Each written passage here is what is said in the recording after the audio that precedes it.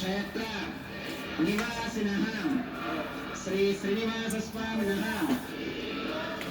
ప్రీత్యర్థం మమ అందరూ మీ గోత్రాలను స్మరించుకోండి. మీ యొక్క పేరును స్మరించుకోండి. మీ యొక్క భార్య పేరు స్మరించుకోండి.